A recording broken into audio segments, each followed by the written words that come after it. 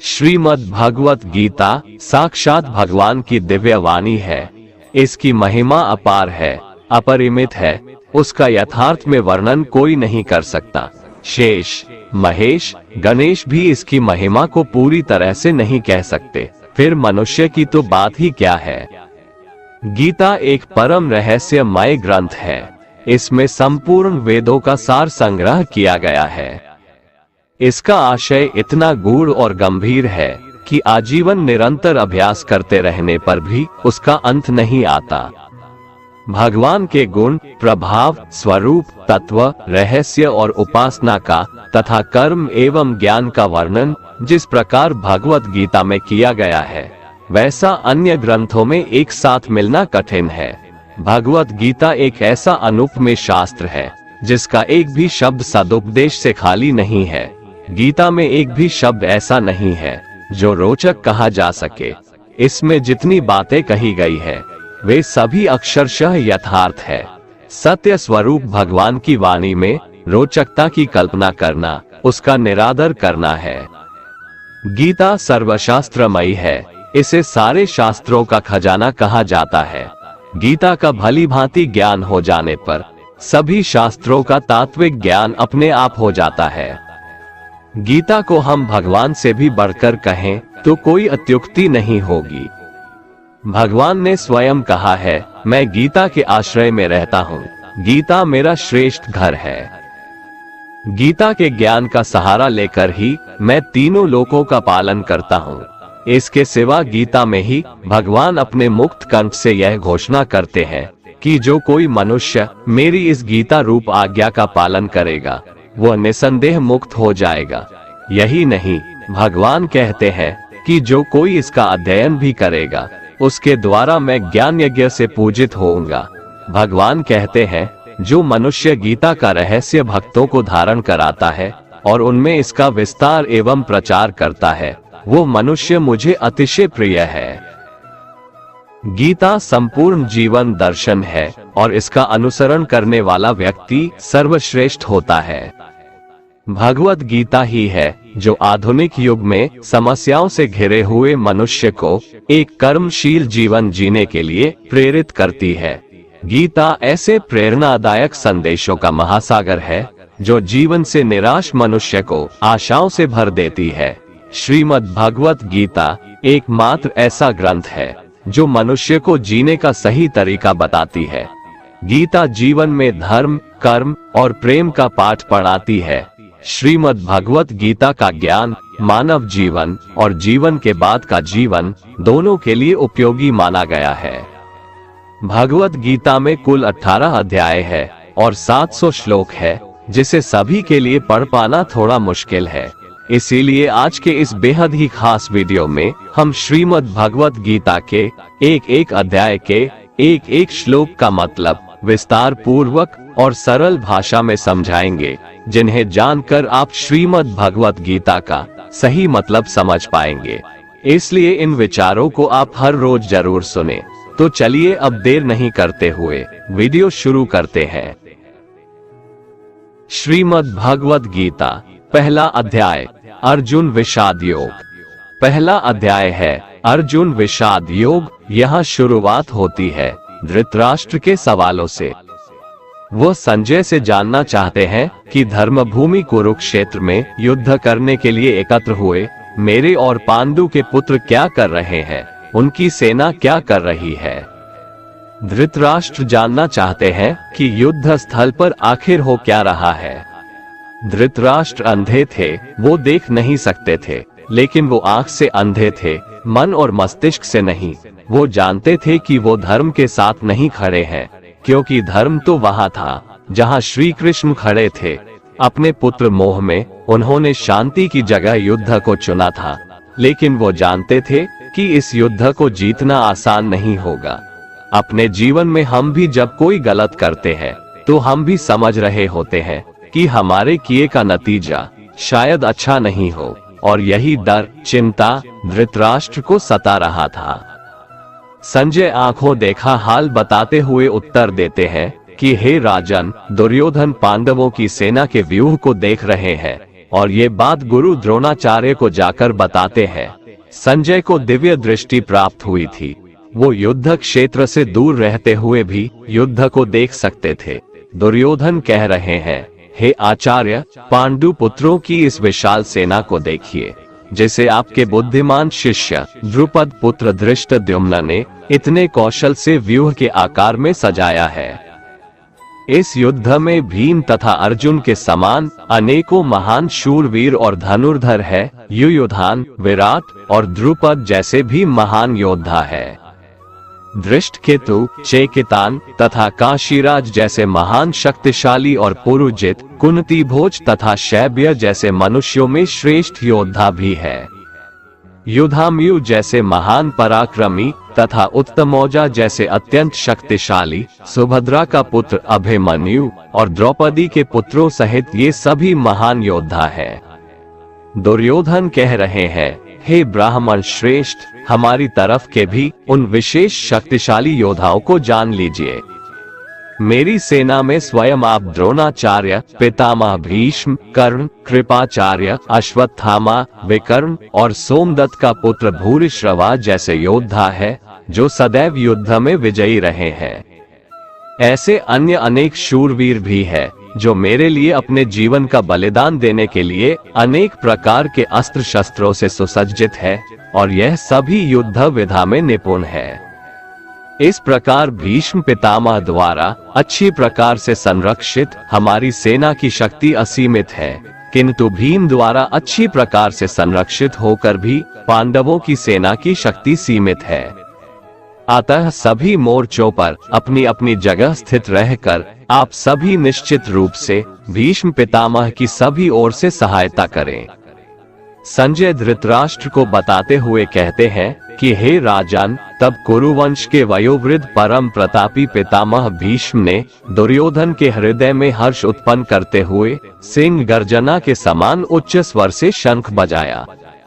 तत्पश्चात अनेक शंख, नगाड़े, ढोल, मृदंग और सींग आदि बाजे अचानक एक साथ बज उठे। उनका वो शब्द बड़ा भयंकर था। तत्पश्चात दूसरी ओर से सफेद घोड़ों से युक्त उत्तम रथ पर आसीन योगेश्वर श्री कृष्ण और अर्जुन ने भी अलौकिक शंख बजाए। हृदय के सर्वस्व ज्ञाता श्री कृष्ण ने पांचजन्य नामक, अर्जुन ने देवदत्त नामक और भयानक कर्म वाले भीमसेन ने पौंड्र नामक महाशंख बजाया। हे राजन, कुंती पुत्र राजा युधिष्ठिर ने अनंतविजय नामक और नकुल तथा सहदेव ने सुघोष और मणिपुष्पक नामक शंख बजाए। श्रेष्ठ धनुष वाले काशीराज और महारथी शिखंडी एवं धृष्टद्युम्न तथा राजा विराट और कभी न हारने वाला सात्यकी, राजा द्रुपद एवं द्रौपदी के पांचों पुत्र और बड़ी भुजा वाले सुभद्रा पुत्र अभिमन्यु आदि सभी ने अलग अलग शंख बजाए। संजय कहते हैं, उस भयंकर ध्वनि ने आकाश और पृथ्वी को गुंजायमान करते हुए आपके पुत्रों के हृदय में शोक उत्पन्न कर दिया। हे राजन, इसके बाद हनुमान से अंकित पताका लगे रथ पर आसीन पांडु पुत्र अर्जुन ने धनुष उठाकर तीर चलाने की तैयारी के समय धृतराष्ट्र के पुत्रों को देखकर हृदय के सर्वस्व ज्ञाता श्री कृष्ण से प्रार्थना करते हुए कहा कि हे अच्युत, कृपा करके मेरे रथ को दोनों सेनाओं के बीच में खड़ा करें, जिससे मैं युद्ध भूमि में उपस्थित युद्ध की इच्छा रखने वालों को देख सकूं कि इस युद्ध में मुझे किन किन से एक साथ युद्ध करना है। मैं उनको भी देख सकूं जो ये राजा लोग यहाँ पर धृतराष्ट्र के दुर्बुद्धि पुत्र दुर्योधन के हित की इच्छा से युद्ध करने के लिए एकत्रित हुए हैं। संजय ने कहा, हे भरतवंशी, अर्जुन द्वारा इस प्रकार कहे जाने पर हृदय के पूर्ण ज्ञाता श्री कृष्ण ने दोनों सेनाओं के बीच में उस उत्तम रथ को खड़ा कर दिया और भीष्म पितामह, आचार्य द्रोण तथा संसार के सभी राजाओं के सामने भगवान श्री कृष्ण ने कहा कि हे पार्थ, युद्ध के लिए एकत्रित हुए इन सभी कुरु वंश के सदस्यों को देख। वहां प्रथापुत्र अर्जुन ने अपने ताऊ चाचा को, दादा परदादा को, गुरु को, मामा को, भाई को, पुत्रों को, पौत्रों को और मित्रों को देखा। कुंती पुत्र अर्जुन ने ससुरों को और शुभ चिंतकों सहित दोनों तरफ की सेनाओं में अपने ही सभी संबंधियों को देखा।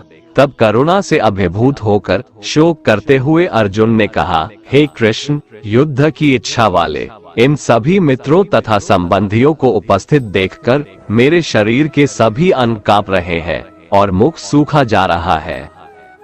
मेरे हाथ से गांडीव धनुष छूट रहा है और त्वचा भी जल रही है। मेरा मन भ्रमित सा हो रहा है, इसलिए मैं खड़ा भी नहीं रह पा रहा हूँ। हे केशव, मुझे तो केवल अशुभ लक्षण ही दिखाई दे रहे हैं। युद्ध में स्वजनों को मारने में मुझे कोई कल्याण दिखाई नहीं देता है। हे कृष्ण, मैं न तो विजय चाहता हूँ और न ही राज्य और सुखों की इच्छा करता हूँ। हे गोविंद, हमें ऐसे राज्य, सुख अथवा इस जीवन से भी क्या लाभ है जिनके साथ हमें राज्य आदि सुखों को भोगने की इच्छा है। वही गुरुजन, परिवारजन, पुत्रगण, पितामह, मामा, ससुर और सारे संबंधी अपने जीवन के सभी सुखों को त्याग कर इस युद्ध भूमि में खड़े हैं। हे मधुसूदन, मैं इन सभी को मारना नहीं चाहता हूँ, भले ही यह सभी मुझे ही मार डाले। तीनों लोकों के राज्य के लिए भी मैं इन सभी को मारना नहीं चाहता, फिर पृथ्वी के लिए तो कहना ही क्या है। हे जनार्दन, धृतराष्ट्र के पुत्रों को मारकर हमें कौन सी प्रसन्नता मिलेगी, बल्कि इन आतताइयों को मारकर तो हमें पाप ही लगेगा। हे माधव, अतः मुझे धृतराष्ट्र के पुत्रों को उनके मित्रों और संबंधियों सहित मारना उचित नहीं लगता है, क्योंकि अपने ही कुटुंबियों को मारकर हम कैसे सुखी हो सकते हैं। यद्यपि लोभ के कारण इन भ्रमित चित्त वालों को कुल के नाश से उत्पन्न होने वाले दोष दिखाई नहीं देते हैं और मित्रों से विरोध करने में कोई पाप दिखाई नहीं देता है, परंतु हे जनार्दन, हम लोग तो कुल के नाश से उत्पन्न दोष को समझने वाले हैं। क्यों न हमें इस पाप से बचने के लिए विचार करना चाहिए। अर्जुन कहते हैं, कुल के नाश से सनातन कुल धर्म नष्ट हो जाते हैं तथा धर्म का नाश हो जाने पर संपूर्ण कुल में अधर्म फैल जाता है। हे कृष्ण, अधर्म अधिक बढ़ जाने से कुल की स्त्रियां दूषित हो जाती है। स्त्रियों के दूषित हो जाने पर अवांछित संतानें उत्पन्न होती है। अवांछित संतानों की वृद्धि से निश्चय ही कुल में नारकीय जीवन उत्पन्न होता है। ऐसे पतित कुलों के पितृ गिर जाते हैं, क्योंकि पिंड और जल के दान की क्रियाएं समाप्त हो जाती है। इन अवांछित संतानों के दुष्कर्मों से सनातन कुल धर्म और जाति धर्म नष्ट हो जाते हैं। हे जनार्दन, जिनका कुल धर्म नष्ट हो गया है, ऐसे मनुष्यों को अनिश्चित काल तक नरक में रहना पड़ता है, ऐसा हम सुनते आए हैं। कितने आश्चर्य की बात है कि हम लोग बुद्धिमान होकर भी महान पाप करने को तैयार हो गए हैं, जो राज्य और सुख के लोभ से अपने प्रियजनों को मारने के लिए आतुर हो गए हैं। यदि मुझ शस्त्र रहित विरोध न करने वाले को धृतराष्ट्र के पुत्र हाथ में शस्त्र लेकर युद्ध में मार डाले तो भी इस प्रकार मरना मेरे लिए अधिक श्रेयकर होगा। संजय ने कहा, इस प्रकार शोक से संतप्त हुआ मन वाला अर्जुन युद्ध भूमि में ये कहकर बाणों सहित धनुष को त्याग कर रथ के पिछले भाग में बैठ गया। और इस प्रकार श्रीमद् भगवत गीता के श्री कृष्ण अर्जुन संवाद में अर्जुन विषाद योग नाम का पहला अध्याय समाप्त हुआ। श्रीमद् भगवत गीता अध्याय 2 सांख्य योग। जय श्री कृष्ण। दोस्तों, पहले अध्याय में आपने सुना कि किस प्रकार दुर्योधन की सेना में अपने रिश्तेदारों, गुरुजनों को देखकर अर्जुन के पैर कांपने लगे। युद्ध में अपने कुल के नाश का डर अर्जुन को सताने लगा। शोक से संतप्त हुआ मन वाला अर्जुन युद्ध भूमि में बाणों सहित धनुष को त्याग कर रथ के पिछले भाग में बैठ गया। अब श्री भगवान उसका उत्तर देंगे और इस अध्याय का नाम है सांख्य योग। अब यहाँ से शुरुआत होती है उस ज्ञान की जिसके लिए भगवत गीता दुनिया का सबसे महानतम ग्रंथ है और ज्ञान का भंडार माना जाता है। संजय धृतराष्ट्र से कहते हैं कि हे राजन, उस प्रकार करुणा से व्याप्त और आंसुओं से पूर्ण तथा व्याकुल नेत्रों वाले शोकयुक्त उस अर्जुन के प्रति भगवान श्री कृष्ण ने यह वचन कहा। श्री भगवान बोले, हे अर्जुन, तुझे इस असमय में यह मोह किस हेतु से प्राप्त हुआ? क्योंकि न तो ये श्रेष्ठ पुरुषों द्वारा आचरित है, न स्वर्ग को देने वाला है और न ही कीर्ति को बढ़ाने वाला है। भगवान यहाँ अर्जुन से पूछते हैं कि हे अर्जुन, जबकि अब युद्ध शुरू होने वाला है, ऐसी अवस्था में बुद्धिमान होते हुए भी तुम्हारे अंदर ऐसा मोह कहाँ से आ गया? इसलिए हे अर्जुन, नपुंसकता को मत प्राप्त हो, तुझ में यह उचित नहीं जान पड़ती है। हृदय की तुच्छ दुर्बलता को त्याग कर युद्ध के लिए खड़ा हो जा। तब अर्जुन श्री भगवान से कहते हैं, हे मधुसूदन, मैं रणभूमि में किस प्रकार बाणों से भीष्म पितामह और द्रोणाचार्य के विरुद्ध लड़ूंगा, क्योंकि हे अरिसूदन, वे दोनों ही पूजनीय हैं। इसलिए इन महानुभाव गुरुजनों को न मारकर मैं इस लोक में भिक्षा मांगकर खाना कल्याणकारक समझता हूँ, क्योंकि गुरुजनों को मारकर भी इस लोक में रुधिर से सने हुए अर्थ और काम रूप भोगों को ही तो भोगूंगा। इसमें अर्जुन ने ये भाव दिखलाया है कि गुरुजनों को मारना सर्वथा अनुचित है। उनको मारकर भी क्या मिलेगा? ना तो मुक्ति मिलेगी और ना ही धर्म की सिद्धि होगी। केवल इस लोक में अर्थ और काम रूप तुच्छ भोग ही तो मिलेगा, जिनका मूल्य इन गुरुजनों के जीवन के सामने कुछ भी नहीं है। हत्या के फलस्वरूप मेरे हाथ उनके रक्त से सने हुए ही होंगे। इसलिए ऐसे भोगों को प्राप्त करने के लिए गुरुजनों का वध करना कदापि उचित नहीं है। हम ये भी नहीं जानते कि हमारे लिए युद्ध करना और न करना, इन दोनों में से कौन सा श्रेष्ठ है, अथवा ये भी नहीं जानते कि उन्हें हम जीतेंगे या हमको वे जीतेंगे। और जिनको मारकर हम जीना भी नहीं चाहते, वे ही हमारे आत्मीय धृतराष्ट्र के पुत्र हमारे मुकाबले में खड़े हैं। इसलिए मैं आपसे पूछता हूँ कि जो साधन निश्चित कल्याणकारक हो वह मेरे लिए कहिए, क्योंकि मैं आपका शिष्य हूँ, इसलिए मुझको शिक्षा दीजिए। क्योंकि भूमि में निष्कंटक धन धान्य संपन्न राज्य को और देवताओं के स्वामी पने को प्राप्त होकर भी मैं उस उपाय को नहीं देखता हूँ जो मेरी इंद्रियों के सुखाने वाले शोक को दूर कर सके। इसमें अर्जुन ने ये भाव दिखलाया है कि युद्ध में विजय पा लेने पर ज्यादा से ज्यादा मैं इस पृथ्वी पर राज्य प्राप्त कर लूंगा, परंतु यदि मुझे देवताओं का आधिपत्य भी मिल जाए तो भी वह मेरे इंद्रियों को सुखा देने वाले शोक को दूर करने में समर्थ नहीं है। इसलिए मुझे कोई ऐसा उपाय बताएं जो मेरी इंद्रियों को सुखाने वाली शोक को दूर करके मुझे सदा के लिए सुखी बना दे। संजय धृतराष्ट्र से कहते हैं, हे राजन, निद्रा को जीतने वाले अर्जुन अंतर्यामी श्री कृष्ण महाराज के प्रति इस प्रकार कहकर फिर श्री गोविंद भगवान से कहकर कि युद्ध नहीं करूंगा और चुप हो गए। हे भरतवंशी धृतराष्ट्र, अंतर्यामी श्री कृष्ण महाराज दोनों सेनाओं के बीच में शोक करते हुए उस अर्जुन को हंसते हुए यह वचन बोले। श्री भगवान बोले, हे अर्जुन, तू न शोक करने योग्य मनुष्यों के लिए शोक करता है और पंडितों जैसे वचनों को कहता है, परंतु जिनके प्राण चले गए हैं उनके लिए और जिनके प्राण अभी नहीं गए हैं उनके लिए भी पंडित जन शोक नहीं करते। न तो ऐसा ही है कि मैं किसी काल में नहीं था, तू नहीं था, अथवा ये राजा लोग नहीं थे, और न ऐसा ही है कि इससे आगे हम सब नहीं रहेंगे। जिस प्रकार जीवात्मा की इस देह में बालकपन, जवानी और वृद्धावस्था होती है, वैसे ही मरने के बाद नए शरीर की प्राप्ति होती है। उस विषय में धीर पुरुष मोहित नहीं होता। इसमें श्री भगवान के कहने का भाव है कि जिस प्रकार बालकपन, जवानी और बुढ़ापा ये अवस्थाएं आत्मा की नहीं होती है, स्थूल शरीर की होती है और आत्मा में उनका आरोप किया जाता है, ठीक उसी प्रकार एक शरीर से दूसरे शरीर में आना जाना भी वास्तव में आत्मा का नहीं होता, सूक्ष्म शरीर का ही होता है और उसका आरोप आत्मा में किया जाता है। इसलिए इस तत्व को नहीं जानने वाले अज्ञानी जन ही मरने वाले का शोक करते हैं। धीर पुरुष ऐसा नहीं करते, क्योंकि उनकी दृष्टि में आत्मा का शरीर से कोई संबंध नहीं है, इसलिए तुम्हारा शोक करना उचित नहीं है।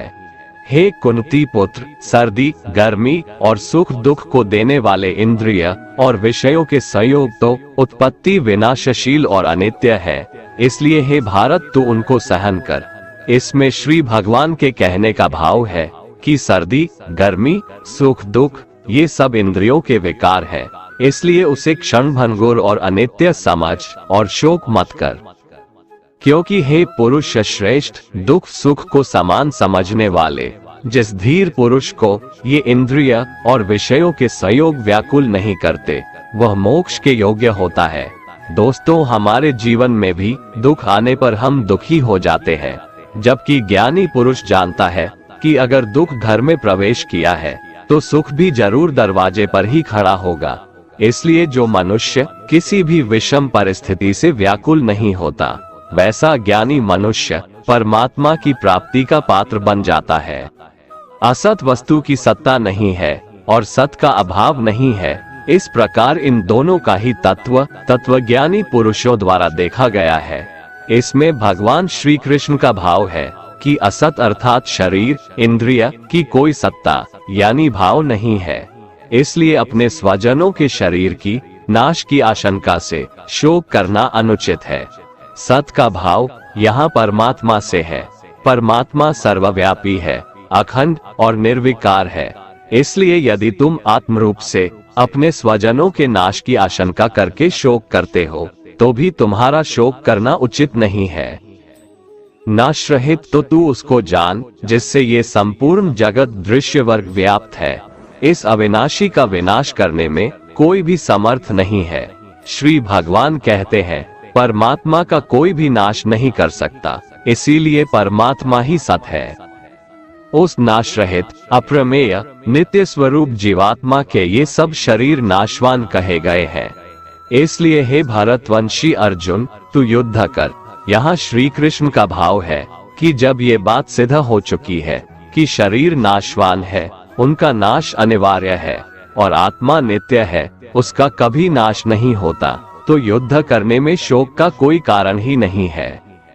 जो इस आत्मा को मारने वाला समझता है तथा जो इसको मरा मानता है, वे दोनों ही नहीं जानते, क्योंकि यह आत्मा वास्तव में न तो किसी को मारता है और न किसी के द्वारा मारा जाता है। यहाँ श्री भगवान का भाव है कि स्थूल शरीर से सूक्ष्म शरीर के वियोग को मरना कहते हैं, इसलिए मरने वाला स्थूल शरीर है। इसी तरह जिस स्थूल शरीर की क्रिया से किसी दूसरे स्थूल शरीर के प्राणों का वियोग होता है, उसे मारने वाला कहते हैं। इसलिए मारने वाला भी शरीर ही है, आत्मा नहीं है। किंतु शरीर के धर्मों को अपने में अध्यारोपित करके अज्ञानी लोग आत्मा को मारने वाला मान लेते हैं, इसलिए उनको उन कर्मों का फल भोगना पड़ता है। यह आत्मा किसी काल में भी न तो जन्मता है और न मरता ही है, तथा न यह उत्पन्न होकर फिर होने वाला ही है, क्योंकि यह अजन्मा, नित्य, सनातन और पुरातन है। शरीर के मारे जाने पर भी यह नहीं मारा जाता। हे पृथापुत्र अर्जुन, जो पुरुष इस आत्मा को नाश रहित, नित्य, अजन्मा और अव्यय जानता है, वह पुरुष कैसे किसको मरवाता है और कैसे किसको मारता है। यहाँ श्री भगवान का भाव है कि स्थूल शरीर द्वारा किसी को मारना या मरवाना ये आत्मा का काम नहीं है, इसलिए किसी के लिए भी किसी प्रकार का शोक करना उचित नहीं है।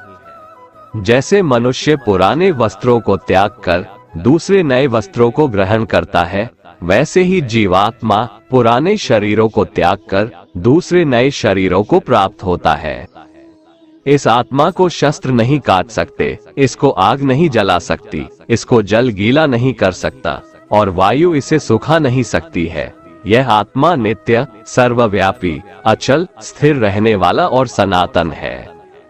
यह आत्मा अव्यक्त है, अर्थात आत्मा किसी भी इंद्रिय के द्वारा जाना नहीं जा सकता है।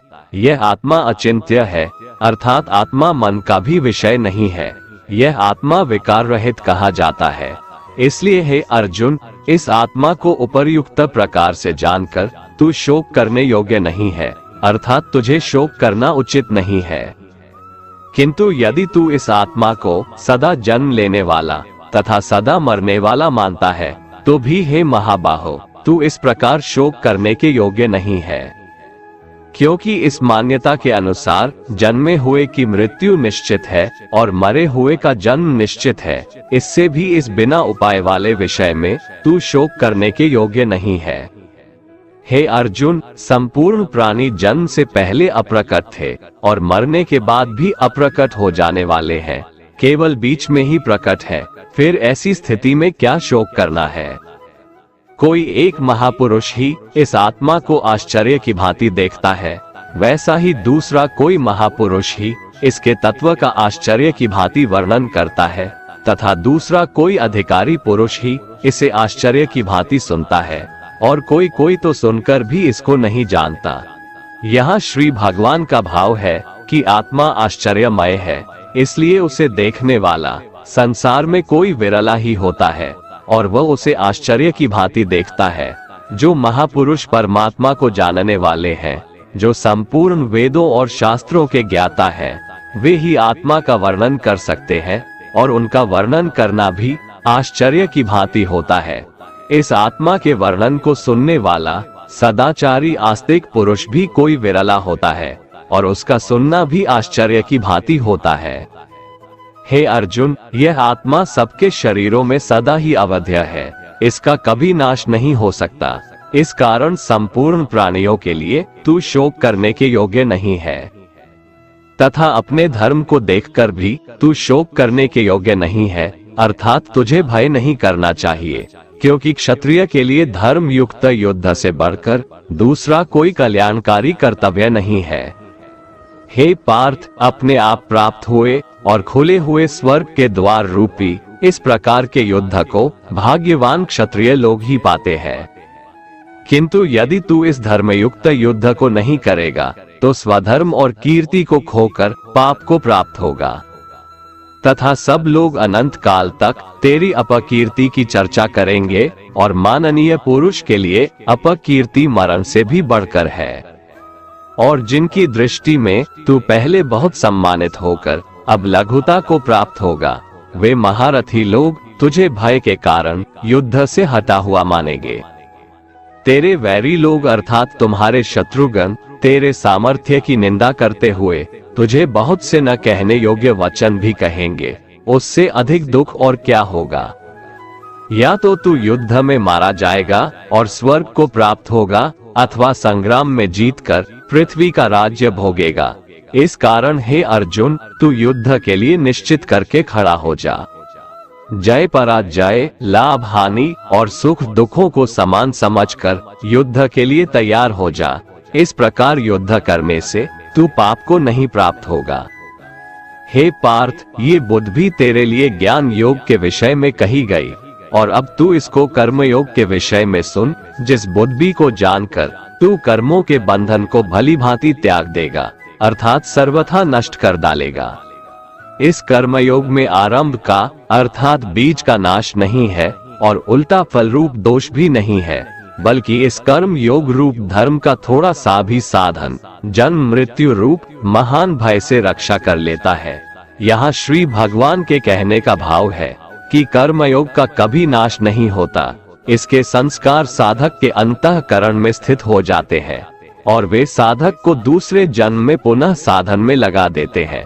निष्काम भाव से किए गए कर्मों का विपरीत परिणाम भी नहीं होता है और ऐसा साधक भगवान को प्राप्त हो जाता है। हे अर्जुन, इस कर्मयोग में निश्चयात्मिका बुद्धि भी एक ही होती है, किंतु अस्थिर विचार वाले विवेकहीन सकाम मनुष्यों की बुद्धियां निश्चय ही बहुत भेदों वाली और अनंत होती है। जब फैसला लेना हो तो बुद्धि एक ही होती है, लेकिन जहाँ सोच की, फैसले की, निर्णय की कमी हो, वहाँ कई बुद्धियां काम करती है। यहाँ अनिर्णय की स्थिति के बारे में कहा गया है।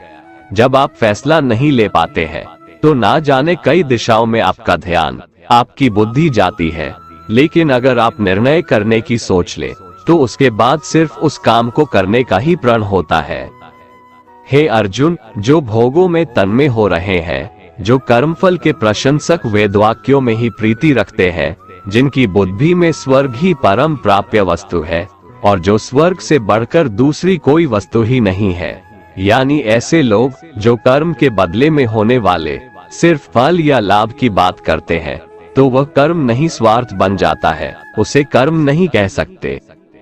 हे अर्जुन, जो अज्ञानी लोग सिर्फ दिखाव शोभायुक्त वाणी को कहते हैं, वो ढोंगी होते हैं। वो कहते बहुत कुछ है लेकिन करते बहुत कम है। ऐसे लोगों से बचकर रहना चाहिए। जो कर्म की बातें सिर्फ भोग और ऐश्वर्य के लिए करते हैं, जिनका ध्येय सिर्फ भोग और ऐश्वर्य है, उन पुरुषों की परमात्मा में निश्चयात्मिका बुद्धि नहीं होती। हे अर्जुन, वेदों के कर्मकांड हमारी प्रकृति के 3 गुणों से जुड़े हैं। इसलिए तू उन भोगों एवं उनके साधनों में आसक्तिहीन, हर्ष शोकादि द्वंद्वों से रहित, नित्य वस्तु परमात्मा में स्थित, योग और क्षेम को न चाहने वाला और स्वाधीन अंत करण वाला हो। यहाँ श्री भगवान कहते हैं, वेद भी सिर्फ 3 गुणों में समाप्त हो जाते हैं, उससे आगे वे भी नहीं जानते। उससे आगे है कर्म योग। श्री भगवान का कहना है कि कर्म करो लेकिन उससे आसक्ति मत रखो।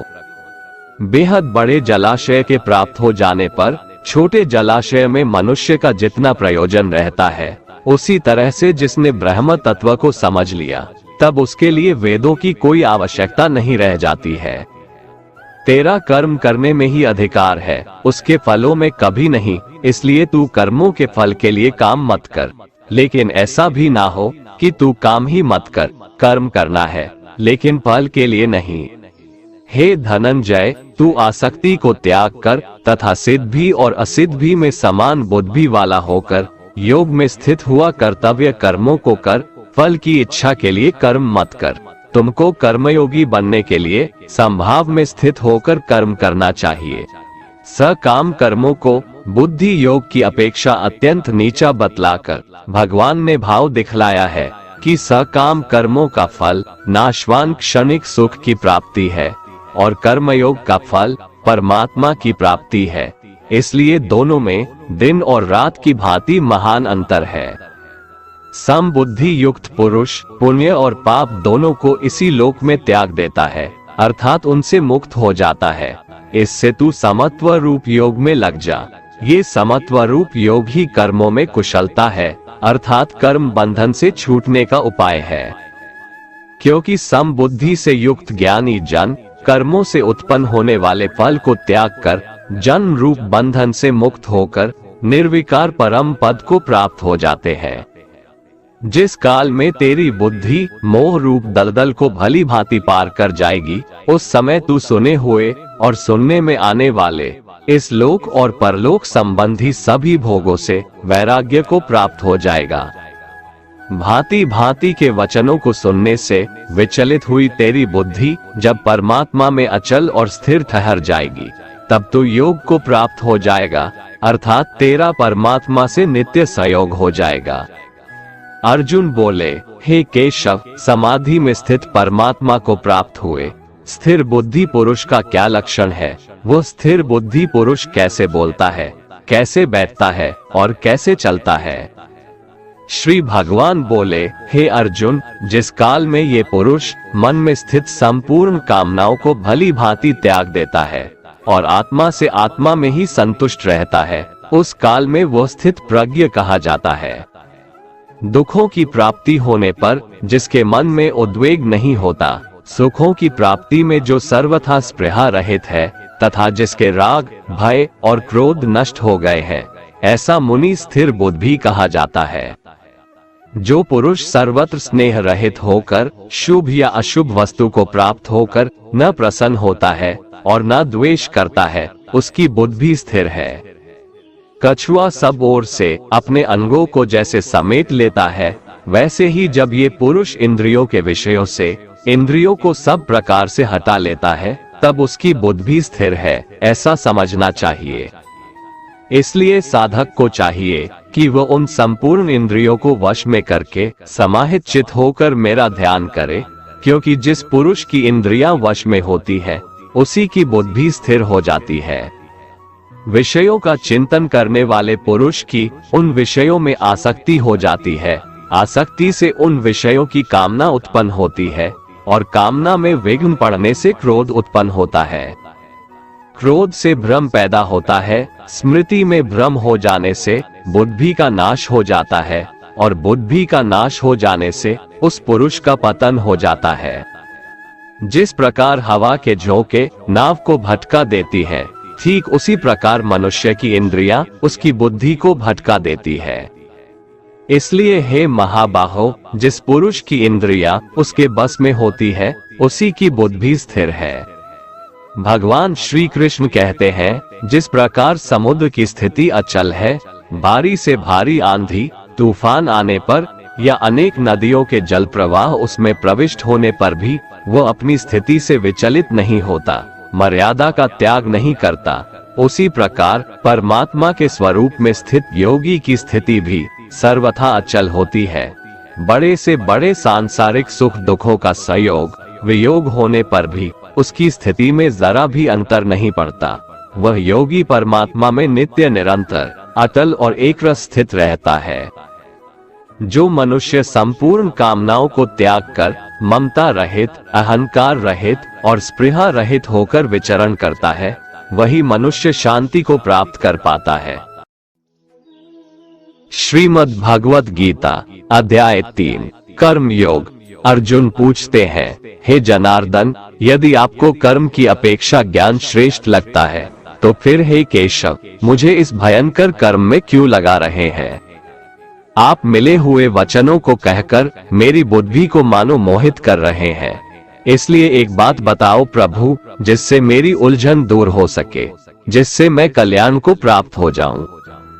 श्री भगवान बोले, हे निष्पाप, इस दुनिया में दो प्रकार की निष्ठा यानी दो प्रकार का विश्वास है। एक है सांख्य योग, जिसका रिश्ता ज्ञान से है, और दूसरा है कर्म योग, जिसका लेना देना सिर्फ कर्म से है। अपनी इंद्रियों को वश में कर परमात्मा में ध्यान लगाना ज्ञान योग से होता है, और इसको कहते हैं संन्यास या सांख्य योग। और दूसरा होता है कर्म योग, मतलब निष्काम कर्म करके फल में आसक्ति न रखना। मनुष्य न तो कर्मों का आरंभ किए बिना निष्कर्मता को यानी योग निष्ठा को प्राप्त होता है, और न कर्मों के केवल त्याग मात्र से सिद्धि यानी सांख्य निष्ठा को ही प्राप्त होता है। अर्थात कर्म को छोड़ देने से या उसे त्याग देने से न तो कोई सन्यासी बन सकता है और न ही कोई कर्मयोगी बन सकता है। निसंदेह कोई भी मनुष्य किसी भी काल में क्षण मात्र भी बिना कर्म किए नहीं रहता, क्योंकि सारा मनुष्य समुदाय कर्म करने के लिए ही पैदा हुआ है। बिना कर्म किए कोई रह नहीं सकता है। जो मंदबुद्धि मनुष्य सिर्फ दिखावे के लिए कहता है कि उसने समस्त इंद्रियों को वश में कर लिया है, परंतु वह मन ही मन उन इंद्रियों के विषयों का चिंतन करता रहता है, वह मनुष्य मिथ्याचारी अर्थात दंभी कहा जाता है। किंतु हे अर्जुन, जो पुरुष मन से इंद्रियों को वश में करके अनासक्त हुआ समस्त इंद्रियों द्वारा कर्मयोग का आचरण करता है, वही श्रेष्ठ है, अर्थात वही कर्म योगी है। तू शास्त्र विहित कर्तव्य कर्म कर, क्योंकि कर्म न करने की अपेक्षा कर्म करना श्रेष्ठ है, तथा कर्म न करने से तेरा शरीर निर्वाह भी नहीं सिद्ध होगा। अर्थात तू सिर्फ अपने कर्तव्यों का पालन कर, क्योंकि कर्म नहीं करने से तेरा जन्म लेना भी बेकार हो जाएगा। हे अर्जुन, तू यज्ञ समझकर अपना कर्म कर। जिस प्रकार यज्ञ समाज और प्रजा की भलाई के लिए किया जाता है, उसी तरह तू इस युद्ध को यज्ञ समझकर अर्थात अपना कर्तव्य समझकर कर्म कर। प्रजापति ब्रह्मा ने इस दुनिया की शुरुआत में यज्ञ को रचकर अपनी जनता को कहा कि तुम लोग इस यज्ञ के द्वारा वृद्धि को प्राप्त हो, और यह यज्ञ तुम लोगों को इच्छित भोग प्रदान करने वाला हो। यज्ञ एक तरीके से हमें रास्ता दिखाता है, हमें कर्म करना सिखाता है। ब्रह्मा कहते हैं कि यज्ञ के द्वारा देवताओं को खुश करना चाहिए, और फिर वे देवता खुश हो करके हम सबकी भलाई करेंगे। इस प्रकार निस्वार्थ भाव से एक दूसरे को उन्नत करते हुए तुम लोग परम कल्याण को प्राप्त हो जाओगे। यज्ञ करके जब आप देवताओं की पूजा करते हैं, तो वो बिना मांगे ही आपकी सारी इच्छाओं को पूरा कर देते हैं। लेकिन जो यज्ञ नहीं करता, उस यज्ञ से देवताओं को प्रणाम नहीं करता, लेकिन फिर भी अपनी इच्छाओं को पूरा करना चाहता है, उसे चोर समझना चाहिए। अर्थात बिना कर्म किए कोई चाहता है कि उसे सब कुछ मिल जाए, तो उसे चोर ही तो समझना चाहिए। यज्ञ से बचे हुए अन्न को खाने वाले श्रेष्ठ पुरुष सब पापों से मुक्त हो जाते हैं, और जो पापी लोग अपना शरीर पोषण करने के लिए ही अन्न पकाते हैं, वे तो पाप को ही खाते हैं। अर्थात जो लोग ईश्वर को याद किए बिना अपने जिंदा रहने में ही लगे रहते हैं, उन्हें चोर समझना चाहिए। अगर अन्न खत्म हो जाए तो सब खत्म हो जाएंगे। संपूर्ण प्राणी अन्न से उत्पन्न होते हैं। अन्न की उत्पत्ति वृष्टि से होती है, यानी कि बारिश, और बारिश यज्ञ से होती है, और यज्ञ कर्मों से होते हैं, और कर्म की उत्पत्ति वेद से। हमारी संस्कृति का सारा ज्ञान वेद से ही तो आया है, और वेद परम पिता परमात्मा से उत्पन्न हुआ है। इससे सिद्ध होता है कि यज्ञ और ईश्वर में सीधा संबंध है। हे पार्थ, जो पुरुष परंपरा से नहीं चलता, सृष्टि चक्र के नियमों का पालन नहीं करता, अर्थात अपने कर्तव्य का पालन नहीं करता, वह इंद्रियों के द्वारा भोगों को भोगने वाला पापी पुरुष व्यर्थ ही जीता है। परंतु जो मनुष्य आत्मा में ही रमण करने वाला और आत्मा में ही तृप्त तथा आत्मा में ही संतुष्ट हो, उसके लिए कोई कर्तव्य नहीं है। आत्मा का मतलब यहाँ सबसे बड़ा सच है, और जो सत्य को समझता है, सत्य में ही खुश होकर सत्य में ही रहता है, उसके लिए कोई कर्तव्य नहीं है। लेकिन ऐसा कोई लाखों करोड़ों में एक होता है। उस महापुरुष का इस विश्व में न तो कर्म करने से कोई प्रयोजन रहता है, और न कर्मों के न करने से ही कोई प्रयोजन रहता है, तथा संपूर्ण प्राणियों में भी इसका स्वार्थ से कोई संबंध नहीं रहता। कहने का सीधा मतलब है, जिसे परमात्मा मिल चुका है, वह कोई और दूसरा कर्म क्यों करे। इसलिए तू निरंतर आसक्ति से रहित होकर, अर्थात अपनी इच्छा को त्याग कर, सदा कर्तव्य कर्म को भली भांति करता रह, क्योंकि आसक्ति से रहित होकर कर्म करता हुआ मनुष्य परमात्मा को प्राप्त हो जाता है। बहुत से ऐसे लोग हैं जो कर्म करते हुए ही परम सिद्धि को प्राप्त हुए थे। जनक आदि ज्ञानी जन भी आसक्ति रहित कर्म द्वारा ही परम सिद्धि को प्राप्त हुए थे। इसलिए तुझे कर्म करना ही उचित है। श्रेष्ठ पुरुष जो जो आचरण करता है, अन्य पुरुष भी वैसा वैसा ही आचरण करते हैं। वो जो कुछ प्रमाण देता है, समस्त मनुष्य समुदाय उन्हीं के पद चिन्हों पर अपने रास्ते चुनता है। इसलिए सज्जन व्यक्तियों को सदैव अच्छा व्यवहार करना चाहिए। हे अर्जुन, मेरा इन तीनों लोकों में न तो कुछ कर्तव्य है और न ही कोई वस्तु प्राप्त करने योग्य है, फिर भी मैं कर्म में ही बरतता हूँ, अर्थात मैं भी कर्म करते हुए अपने कर्तव्य का निर्वाह करता हूँ। श्री भगवान कहते हैं, हे पार्थ, यदि मैं कर्मों को करने में सावधानी ना बरतूं तो बड़ा अनर्थ हो जाएगा, क्योंकि मनुष्य सब प्रकार से मेरे ही मार्ग का अनुसरण करते हैं। इसलिए यदि मैं कर्म न करूं तो ये सब मनुष्य नष्ट भ्रष्ट हो जाएंगे, और मैं संकर्ता का करने वाला हो जाऊंगा तथा इस समस्त प्रजा को नष्ट करने वाला बन जाऊंगा। हे भारत, जिनमें समझ नहीं होती वो कर्म में आसक्त होकर कर्म करते हैं। आसक्ति रहित विद्वान को भी चाहिए कि वह भी लोगों को सही दिशा दिखाने के लिए उसी प्रकार कर्म करे। जो ज्ञानी है, जिन्हें ईश्वर की सच्चाई मालूम हो चुकी है, उनकी ये जिम्मेदारी बन चुकी है कि उनके काम करने के तरीके से कहीं किसी और के मन में काम करने के प्रति अश्रद्धा या अपमान ना पैदा हो जाए। इसलिए उन ज्ञानी जनों के लिए ये जरूरी है कि वो ऐसा उदाहरण सामने रखें जिससे हर कोई अपना कर्म, अपना कर्तव्य करने के लिए प्रेरित हो। वास्तव में संपूर्ण कर्म सब प्रकार से प्रकृति के गुणों द्वारा किए जाते हैं, तो भी जिसका अंतःकरण अहंकार से मोहित हो रहा है, ऐसा अज्ञानी मैं करता हूँ ऐसा मानता है। तामसिक गुण वाले व्यक्ति आलस्य या नींद इसी प्रकार के कर्म करते हैं। राजसिक गुण वाले बात बात पर शौर्य या बहादुरी दिखाने का काम करते हैं, लेकिन ज्ञानी मनुष्य जानते हैं उसके गुण ही उससे कर्म करवा रहे हैं, और जो ज्ञानी नहीं होते वो समझते हैं कि सब कुछ वही कर रहे हैं। कर्म में लगे हुए ज्ञानियों को ये जानना चाहिए कि गुण ही उनसे कर्म करवाते हैं, वो खुद कुछ भी नहीं करते। और जो ज्ञानी इस बात को समझ ले तो ये उनकी जिम्मेदारी होती है कि वो अज्ञानियों को समझाए कि कर्म ही उनका धर्म है। श्री कृष्ण अर्जुन से कहते हैं कि तुम मुझ अंतर्यामी परमात्मा में अपने सारे कर्मों को अर्पण कर आशा और ममता को छोड़कर युद्ध करो। जो कोई मनुष्य दोष दृष्टि से रहित और श्रद्धा युक्त होकर मेरे इस मत का सदा अनुसरण करते हैं, वे भी संपूर्ण कर्मों से छूट जाते हैं। परंतु जो मनुष्य मुझ में दोषारोपण करते हुए मेरे इस मत के अनुसार नहीं चलते हैं, उन मूर्खों को तू संपूर्ण ज्ञानों में मोहित और नष्ट हुआ ही समझ। श्रीमद् भगवत गीता अध्याय 4 ज्ञान कर्म संन्यास योग। जय श्री कृष्ण। दोस्तों, जिस प्रकार कहावत है कि नेकी कर दरिया में डाल, ठीक उसी प्रकार कर्म का ज्ञान कहता है कि कर्म कर और उसे भगवान को समर्पित कर दे। गीता के 4थे अध्याय में श्री भगवान ज्ञान कर्म और संन्यास योग के बारे में बताएंगे।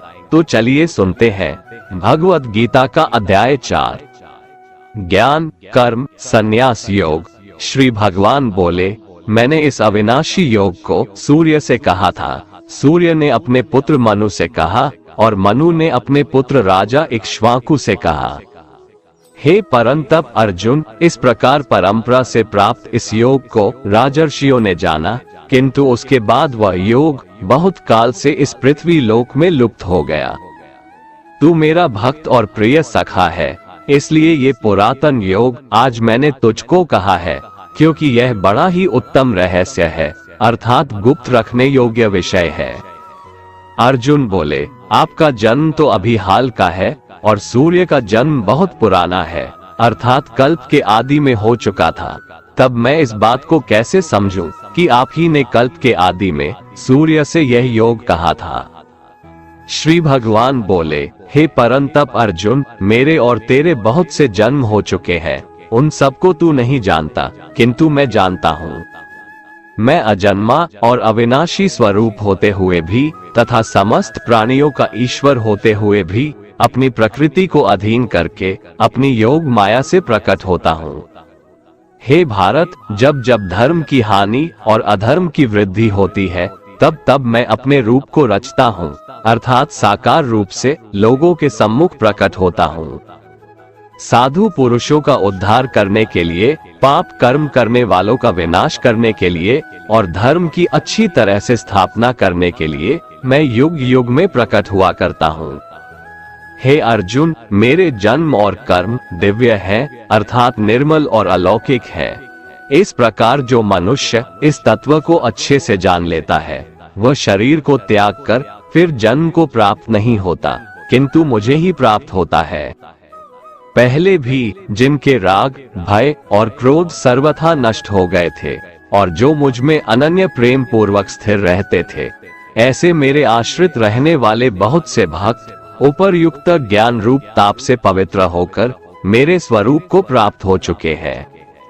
हे अर्जुन, जो भक्त मुझे जिस प्रकार भजते हैं, मैं भी उनको उसी प्रकार भजता हूँ, क्योंकि सभी मनुष्य सब प्रकार से मेरे ही मार्ग का अनुसरण करते हैं। इस मनुष्य लोक में कर्मों के फल को चाहने वाले लोग देवताओं का पूजन किया करते हैं, क्योंकि उनको कर्मों से उत्पन्न होने वाली सिद्धि शीघ्र मिल जाती है। ब्राह्मण, क्षत्रिय, वैश्य और शूद्र, इन 4 वर्णों का समूह गुण और कर्मों के अनुसार मेरे द्वारा रचा गया है। इस प्रकार उस सृष्टि रचनादि कर्म का कर्ता होने पर भी मुझ अविनाशी परमेश्वर को तू वास्तव में अकर्ता ही जान। कर्मों के फल में मेरी स्पृहा नहीं है, इसलिए मुझे कर्म लिप्त नहीं करते। यहाँ श्री भगवान के कहने का भाव है कि कर्म करो, लेकिन फल की इच्छा से नहीं, बस अपना कर्म करते जाओ और आगे बढ़ते जाओ। पूर्व काल में पूर्वजों ने भी इस प्रकार मेरे बताए अनुसार ही कर्म किए हैं और मोक्ष को प्राप्त हुए हैं। इसलिए अगर तू भी मोक्ष को पाना चाहता है, तो पूर्वजों द्वारा सदा से किए जाने वाले कर्मों को ही कर। कर्म क्या है और अकर्म क्या है, इस प्रकार इसका निर्णय करने में बुद्धिमान पुरुष भी मोहित हो जाते हैं। इसलिए वह कर्म तत्व मैं तुझे भली भांति समझा कर कहूंगा, जिसे जानकर तू अशुभ से अर्थात कर्म बंधन से मुक्त हो जाएगा। यहाँ श्री भगवान बताएंगे कि सही में कर्म क्या है।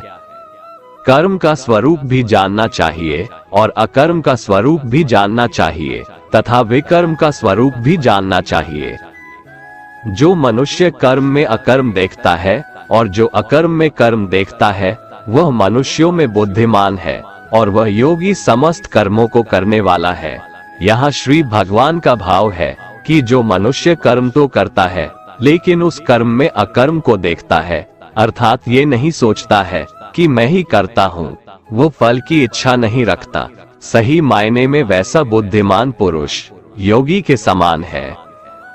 हे अर्जुन, जिसके संपूर्ण कर्म बिना कामना और संकल्प के होते हैं तथा जिसके समस्त कर्म ज्ञान रूप अग्नि के द्वारा भस्म हो गए हैं, अर्थात जो कर्मों के बंधन से मुक्त हो चुके हैं, जिन्हें परमात्मा की प्राप्ति हो गई है, उस महापुरुष को ज्ञानी जन भी पंडित कहते हैं।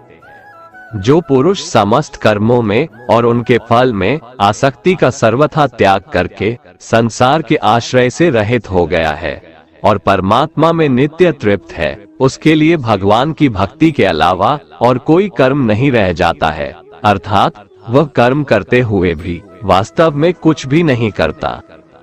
जिसने अपने मन और इंद्रियों को जीत लिया है और जिसने समस्त भोगों की सामग्री का परित्याग कर दिया है, ऐसा आशा रहित पुरुष केवल शरीर संबंधी कर्म करता हुआ भी पापों को नहीं प्राप्त होता है। जिसको बिना मांगे जो मिले उसी में संतुष्ट रहता है, जो न किसी से ईर्ष्या करता है और न द्वेष, जो सुख दुख को एक समान भाव से देखता है, ऐसा मनुष्य कर्म योगी कहलाता है। जिसकी आसक्ति सर्वथा नष्ट हो गई है, जो अपने देह पर अभिमान नहीं करता और जो ममता से रहित हो गया है, जिसका चित्त निरंतर परमात्मा के ज्ञान में स्थित रहता है, वैसा कर्मयोगी अपना कर्म यज्ञ की तरह करता है और मोक्ष को प्राप्त होता है। जो अपना सब कुछ परमात्मा को अर्पित कर देता है, जिसके लिए परमात्मा ही सब कुछ है, जो अपने हर कर्म में परमात्मा को देखता है और हर कर्म परमात्मा के लिए करता है, वैसा कर्मयोगी मोक्ष का अधिकारी होता है। कुछ योगी देवताओं को सब कुछ मानकर यज्ञ को उनको समर्पित करते हैं और जो पहुँचे हुए कर्म योगी होते हैं, वो ब्रह्म को सब कुछ मानकर यज्ञ को सौंपते हैं। चाहे आप राम, कृष्ण, शिव या दुर्गा या अपने इष्ट को सब कुछ सौंपकर यज्ञ करें या ब्रह्म को सबसे बड़ा सच मानकर कर्म करें, इससे कोई फर्क नहीं पड़ता है। बस ये याद रखना है कि आपका कर्म भी एक यज्ञ है, जिसमें आप उस ईश्वर को अपना सब कुछ सौंप के बस काम में लग जाते हैं। जो योगी होते हैं वो अपने संयम की आग में अपने इंद्रियों को अर्थात अपनी इच्छाओं को डालकर भस्म कर देते हैं, और जो योगी नहीं होते हैं वो ठीक इसका उल्टा करते हैं। वो अपना सब कुछ इन इंद्रियों में भस्म कर देते हैं, अर्थात अपने इंद्रियों का गुलाम बन जाते हैं। अपनी इंद्रियों को वश में करने का सबसे बड़ा तरीका है ज्ञान। ज्ञान से ही योगी लोग अपने मन को नियंत्रण में करते हैं। जब भी कोई बुरा विचार आता है तो उनका ज्ञान ही उसे बताता है कि उनका लक्ष्य ये नहीं है।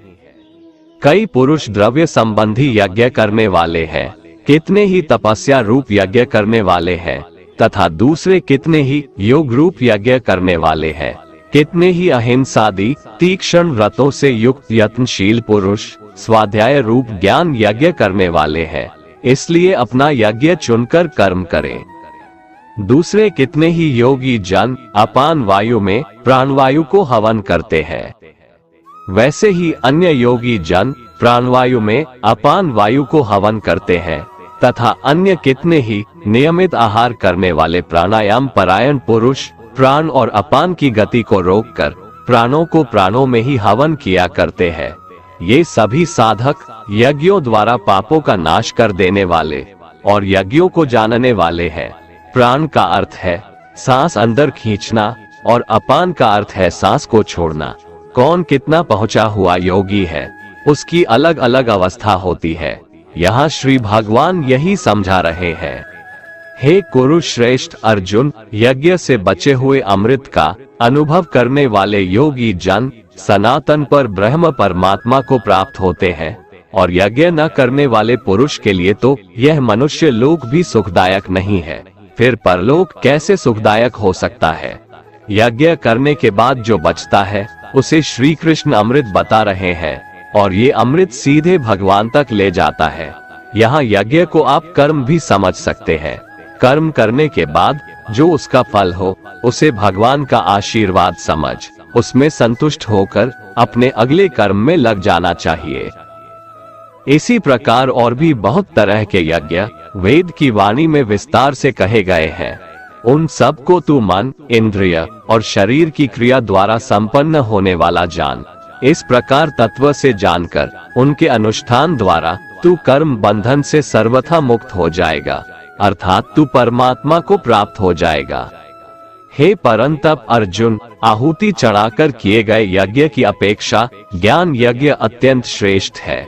ज्ञान यज्ञ वो है जिसमें अपनी इंद्रियों को वश में रखते हैं, अपनी सांसों पर नियंत्रण रखते हैं, कर्म तो करते हैं लेकिन फल की इच्छा नहीं रखते हैं। ये सब ज्ञान यज्ञ ही तो है। ज्ञान यज्ञ हमें सीधे ईश्वर से साक्षात्कार कराता है, हमें उनसे जोड़ता है। उस ज्ञान को तू तत्वदर्शी ज्ञानियों के पास जाकर समझ, उनको भली भांति दंडवत प्रणाम करने से, उनकी सेवा करने से और कपट छोड़कर सरलता पूर्वक प्रश्न करने से वे परमात्मा तत्व को भली भांति जानने वाले ज्ञानी महात्मा तुझे उस तत्व ज्ञान का उपदेश देंगे, जिसको जानकर फिर तू इस प्रकार मोह को नहीं प्राप्त होगा। तथा हे अर्जुन, उस ज्ञान को प्राप्त करके उस पर अमल करके तू परमात्मा को प्राप्त हो जाएगा। यदि तू अन्य सब पापियों से भी अधिक पाप करने वाला है तो भी तू ज्ञान रूप नाव द्वारा परमात्मा की भक्ति करके पाप रूपी समुद्र से तर जाएगा। क्योंकि हे अर्जुन, जैसे प्रज्वलित अग्नि ईंधनों को भस्ममय कर देता है, वैसे ही ज्ञान रूप अग्नि संपूर्ण कर्मों को भस्ममय कर देता है और मनुष्य परमात्मा को प्राप्त हो जाता है। इस संसार में ज्ञान के समान पवित्र करने वाला निसंदेह कुछ भी नहीं है। उस ज्ञान को कितने ही काल से कर्मयोग के द्वारा मनुष्य अपनी मृत्यु के पश्चात अगले जन्म में अपने आप ही आत्मा में पा लेता है और वह मनुष्य फिर से कर्मयोग में लग जाता है, अर्थात ज्ञान कभी नष्ट नहीं होता है। जिसने अपनी इंद्रियों को जीत लिया है वह मनुष्य ज्ञान को प्राप्त होता है और भगवान की प्राप्ति कर परम शांति को प्राप्त हो जाता है। विवेकहीन और श्रद्धा रहित और संशय युक्त मनुष्य इस ज्ञान को कभी प्राप्त नहीं कर पाता है। ऐसे संशय युक्त मनुष्य के लिए न ये लोक है, न परलोक है और न सुख ही है। हे धनंजय, जिसने कर्मयोगी की विधि से समस्त कर्मों को परमात्मा में अर्पण कर दिया है और जिसने विवेक द्वारा समस्त संशयों का नाश कर दिया है, ऐसे वश में किए हुए मन वाले पुरुष को कर्म नहीं बांधते और वो सीधे परमात्मा को प्राप्त होते हैं। इसलिए हे भरतवंशी अर्जुन, तू हृदय में स्थित इस अज्ञान जनित अपने संशय का विवेक ज्ञान रूप तलवार द्वारा छेदन करके समत्व रूप कर्मयोग में स्थित हो जा और युद्ध के लिए खड़ा हो जा। अध्याय 5 कर्म संन्यास योग। अर्जुन कहते हैं, हे प्रभु, कभी आप संन्यास माध्यम से कर्म करने के लिए कहते हैं और कभी निष्काम माध्यम से कर्म करने के लिए कहते हैं, इसलिए इन दोनों में मेरे लिए जो परम कल्याणकारी हो उसे कहिए। श्री भगवान ने कहा, संन्यास माध्यम से किया जाने वाला कर्म और निष्काम माध्यम से किया जाने वाला कर्म, ये दोनों ही परम श्रेय को दिलाने वाला है, परंतु संन्यास माध्यम की अपेक्षा निष्काम कर्म योग श्रेष्ठ है। हे महाबाहु, जो मनुष्य न तो किसी से घृणा करता है और न ही किसी की इच्छा करता है, वह सदा सन्यासी ही समझने योग्य है, क्योंकि ऐसा मनुष्य राग, द्वेष आदि सभी द्वंद्वों को त्याग कर सुख पूर्वक संसार बंधन से मुक्त हो जाता है। अल्प ज्ञानी मनुष्य ही संन्यास योग और निष्काम कर्म योग को अलग अलग समझते हैं, न कि पूर्ण विद्वान मनुष्य क्योंकि दोनों में से एक में भी अच्छी प्रकार से स्थित पुरुष परम सिद्धि को प्राप्त होता है, अर्थात दोनों प्रकार के कर्मों का बराबर फल मिलता है। जो फल ज्ञान योगियों को प्राप्त होता है वही निष्काम कर्म योगियों को भी प्राप्त होता है। इसलिए जो मनुष्य संन्यास योग और निष्काम कर्म योग दोनों को फल की दृष्टि से एक समान देखता है, वही वास्तविक सत्य को देख पाता है। हे महाबाहु, निष्काम कर्म योग के आचरण के बिना सन्यासी जीवन दुख का कारण होता है और भगवान के किसी भी एक स्वरूप को मन में धारण करने वाला निष्काम कर्म योगी परब्रह्म परमात्मा को शीघ्र प्राप्त हो जाता है। कर्म योगी इंद्रियों पर विजय प्राप्त करने वाला होता है और परमात्मा में निष्काम भाव से मन को स्थित करके कर्म करता हुआ भी कभी कर्म से लिप्त नहीं होता है। कर्म योगी परम तत्व परमात्मा की अनुभूति करके दिव्य चेतना में स्थित होकर देखता हुआ, सुनता हुआ, स्पर्श करता हुआ, सूंघता हुआ, भोजन करता हुआ, चलता हुआ, सोता हुआ, सांस लेता हुआ, सब प्रकार से यही सोचता है कि मैं कुछ भी नहीं करता हूँ। वो सब कर्मों का कारण ईश्वर को मानता है। कर्म योगी बोलता हुआ, त्यागता हुआ, ग्रहण करता हुआ तथा आंखों को खोलता और बंद करता हुआ भी यही सोचता है कि सभी इंद्रियां अपने अपने विषयों में प्रवृत्त हो रही है, ऐसी धारणा वाला होता है। अर्थात कर्म योगी जो भी कार्य करते हैं वो शास्त्र अनुकूल और लोक हित के लिए ही होती है। कर्म योगी सभी कर्म फलों को परमात्मा को समर्पित करके निष्काम भाव से कर्म करता है, इसीलिए उसको पाप कर्म कभी स्पर्श नहीं कर पाते हैं। जिस प्रकार कमल का पत्ता जल को स्पर्श नहीं कर पाता है। कर्म योगी निष्काम भाव से शरीर, मन, बुद्धि और इंद्रियों के द्वारा केवल आत्मा की शुद्धि के लिए ही कर्म करते हैं। कर्म योगी सभी कर्म के फलों का त्याग करके परम शांति को प्राप्त होता है और जो सिर्फ फल की इच्छा से ही कर्म करते हैं वो तो 84 लाख योनियों में ही भटकते रहते हैं। शरीर में स्थित जीवात्मा मन से समस्त कर्मों का परित्याग करके वह न तो कुछ करता है और न ही कुछ करवाता है, तब वह 9 द्वारों वाले स्थूल शरीर में आनंद पूर्वक आत्म स्वरूप में स्थित रहता है। शरीर में स्थित जीवात्मा देह का कर्ता न होने के कारण इस लोक में उसके द्वारा न तो कर्म उत्पन्न होते हैं और न ही कर्म फलों से कोई संबंध रहता है, बल्कि यह सब प्रकृति के गुणों के द्वारा ही किए जाते हैं। शरीर में स्थित परमात्मा न तो किसी के पाप कर्म को और न ही किसी के पुण्य कर्म को ग्रहण करता है, किंतु जीवात्मा मोह से ग्रसित होने के कारण परमात्मा जीव के वास्तविक ज्ञान को आच्छादित किए रहता है।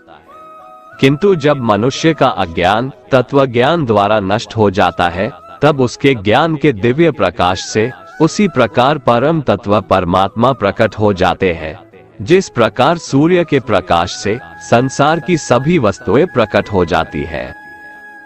जब मनुष्य बुद्धि और मन से परमात्मा की शरण ग्रहण करके परमात्मा के ही स्वरूप में पूर्ण श्रद्धा भाव से स्थित होता है, तब वह मनुष्य तत्व ज्ञान के द्वारा सभी पापों से शुद्ध होकर पुनर्जन्म को प्राप्त न होकर मुक्ति को प्राप्त होता है। तत्वज्ञानी मनुष्य विद्वान ब्राह्मण और विनम्र साधु को तथा गाय, हाथी, कुत्ता और नरभक्षी को एक समान दृष्टि से देखने वाला होता है। तत्वज्ञानी मनुष्य का मन समभाव में स्थित रहता है, उसके द्वारा जन्म मृत्यु के बंधन रूपी संसार को जीत लिया जाता है, क्योंकि वह ब्रह्म के समान निर्दोष होता है और सदा परमात्मा में ही स्थित रहता है। तत्वज्ञानी मनुष्य न तो कभी किसी भी प्रिय वस्तु को पाकर हर्षित होता है और न ही अप्रिय वस्तु को पाकर विचलित होता है। ऐसा स्थिर बुद्धि, मोह रहित, ब्रह्म को जानने वाला सदा परमात्मा में ही स्थित रहता है। तत्वज्ञानी मनुष्य बाहरी इंद्रियों के सुख को नहीं भोगता है, बल्कि सदैव अपनी ही आत्मा में रमण करके सुख का अनुभव करता है। ऐसा मनुष्य निरंतर परब्रह्म परमात्मा में स्थित होकर असीम आनंद को भोगता है। हे कुंती पुत्र अर्जुन, इंद्रिय और इंद्रियों के संयोग से उत्पन्न होने वाले ये भोग प्रारंभ में सुख देने वाले होते हैं और अंत में यही इंद्रियों के विषयों का भोग दुख का कारण बनता है। इसी कारण तत्वज्ञानी कभी भी इंद्रिय सुख नहीं भोगता है। जो मनुष्य शरीर का अंत होने से पहले ही काम और क्रोध से उत्पन्न होने वाले वेग को सहन करने में समर्थ हो जाता है, वही मनुष्य योगी है और वही इस संसार में सुखी रह सकता है। जो मनुष्य अपनी आत्मा में ही सुख चाहने वाला होता है और अपने मन को अपनी ही आत्मा में स्थिर रखने वाला होता है, जो आत्मा में ही ज्ञान प्राप्त करने वाला होता है, वही मनुष्य योगी है और वही ब्रह्म के साथ एक होकर परब्रह्म परमात्मा को प्राप्त होता है। जिनके सभी पाप और सभी प्रकार की दुविधाएं ब्रह्म का स्पर्श करके मिट गई हैं, जो समस्त प्राणियों के कल्याण में लगे रहते हैं, वही ब्रह्म ज्ञानी मनुष्य मन को आत्मा में स्थित करके परम शांति स्वरूप परमात्मा को प्राप्त करके मुक्त हो जाते हैं। जो मनुष्य सभी सांसारिक इच्छाओं को त्याग चुका है, जिसे हर काम हर वस्तु में सिर्फ परमात्मा ही दिखाई देता है, वही पुरुष परमात्मा को प्राप्त कर पाता है। सभी इंद्रिय विषयों का चिंतन बाहर ही त्याग कर और आंखों की दृष्टि को दोनों भुवों के मध्य में केंद्रित करके प्राण वायु और अपान वायु की गति नासिका के अंदर और बाहर सम करके मन सहित इंद्रियों और बुद्धि को वश में करके परमात्मा का ध्यान करने वाला योगी मोक्ष को प्राप्त होता है। ऐसा मुक्त पुरुष मुझे सभी यज्ञों और तपस्याओं को भोगने वाला, सभी लोकों और देवताओं का परमेश्वर तथा संपूर्ण जीवों पर उपकार करने वाला परम दयालु एवं हितैषी समझता है और ऐसा मनुष्य परम शांति को प्राप्त होता है। इस प्रकार उपनिषद, ब्रह्म विद्या तथा योग शास्त्र रूप श्रीमद् भगवद गीता के श्री कृष्ण अर्जुन संवाद में कर्म संन्यास योग नाम का 5वां अध्याय संपूर्ण हुआ। श्रीमद् भगवद गीता अध्याय 6 आत्म संयम योग। इस अध्याय में श्री भगवान बताएंगे कि योग में स्थित मनुष्य के क्या क्या लक्षण होते हैं। यहाँ योग का मतलब है परम पिता परमेश्वर को प्राप्त करने के लिए किया जाने वाला कर्म। श्री भगवान कहते हैं, जो मनुष्य बिना किसी फल की इच्छा से अपना कर्तव्य समझकर कार्य करता है, वही सन्यासी है और वही योगी है। न तो अग्नि को त्यागने वाला ही सन्यासी होता है और न ही कार्यों को त्यागने वाला ही योगी होता है। हे पांडुपुत्र, जिसे सन्यास कहते हैं उसे ही तू योग समझ, क्योंकि इंद्रिय सुख की इच्छा का त्याग किए बिना कभी भी कोई मनुष्य योग अर्थात परमात्मा को प्राप्त नहीं हो सकता है। मन को वश में करने की इच्छा वाले मनुष्य को योग की प्राप्ति के लिए कर्म करना कारण होता है और योग को प्राप्त होते होते सभी सांसारिक इच्छाओं का अभाव हो जाना ही कारण होता है। जब मनुष्य सभी सांसारिक इच्छाओं का त्याग करके न तो शारीरिक सुख के लिए कार्य करता है और न ही फल की इच्छा से कार्य में प्रवृत्त होता है, उस समय वह मनुष्य योग में स्थित कहलाता है। मनुष्य को चाहिए कि वह अपने मन के द्वारा अपना जन्म मृत्यु रूपी बंधन से उद्धार करने का प्रयत्न करे और अपने को निम्न योनि में न गिरने दे, क्योंकि यह मन ही जीवात्मा का मित्र है और यही जीवात्मा का शत्रु भी है। जो मनुष्य मन को वश में कर लेता है, उसका वह मन ही परम मित्र बन जाता है, लेकिन जो मनुष्य मन को वश में नहीं कर पाता है, उसके लिए वह मन ही परम शत्रु के समान होता है। जिसने मन को वश में कर लिया है, उसको परम शांति स्वरूप परमात्मा पूर्ण रूप से प्राप्त हो जाता है। उस मनुष्य के लिए सर्दी गर्मी, सुख दुख और मान अपमान एक समान होते हैं। ऐसा मनुष्य स्थिर चित्त वाला और इंद्रियों को वश में करके परमात्मा के ज्ञान द्वारा परमात्मा को प्राप्त करके पूर्ण रूप से संतुष्ट रहता है।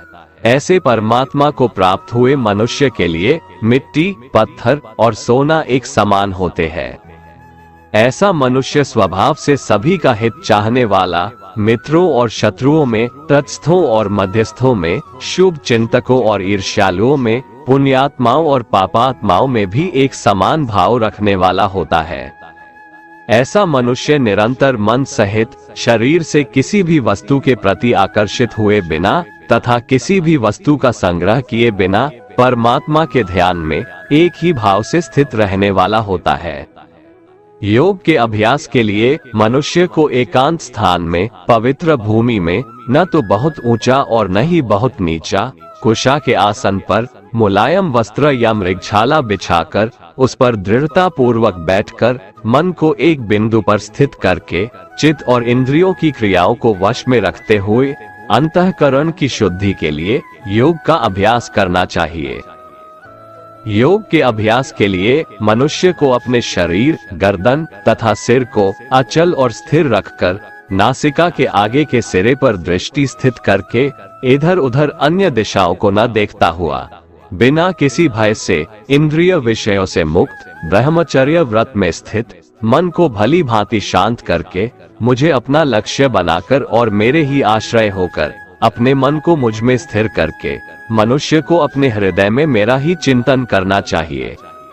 इस प्रकार निरंतर शरीर द्वारा अभ्यास करके मन को परमात्मा स्वरूप में स्थिर करके परम शांति को प्राप्त हुआ योग में स्थित मनुष्य ही सभी सांसारिक बंधन से मुक्त होकर मेरे परम धाम को प्राप्त कर पाता है। हे अर्जुन, योग में स्थित मनुष्य को न तो अधिक भोजन करना चाहिए और न ही कम भोजन करना चाहिए, न ही अधिक सोना चाहिए और न ही सदा जागते रहना चाहिए। नियमित भोजन करने वाला, नियमित चलने वाला, नियमित जीवन निर्वाह के लिए कार्य करने वाला और नियमित सोने वाला योग में स्थित मनुष्य सभी सांसारिक कष्टों से मुक्त हो जाता है। योग में स्थित मनुष्य का योग के अभ्यास द्वारा मन जब आत्मा में स्थित परमात्मा में ही विलीन हो जाता है, तब वह सभी प्रकार की सांसारिक इच्छाओं से मुक्त हो जाता है। उस समय वह पूर्ण रूप से योग में स्थिर कहा जाता है। उदाहरण के लिए, जिस प्रकार बिना हवा वाले स्थान में दीपक की लौ बिना इधर उधर हुए स्थिर रहती है, उसी प्रकार योग में स्थित मनुष्य का मन निरंतर आत्मा में स्थित परमात्मा में स्थिर रहता है। योग के अभ्यास द्वारा जिस अवस्था में सभी प्रकार की मानसिक गतिविधियां रुक जाती है, उस समाधि रूपी अवस्था में मनुष्य अपनी ही आत्मा में परमात्मा को साक्षात्कार करके अपनी ही आत्मा में पूर्ण संतुष्ट रहता है।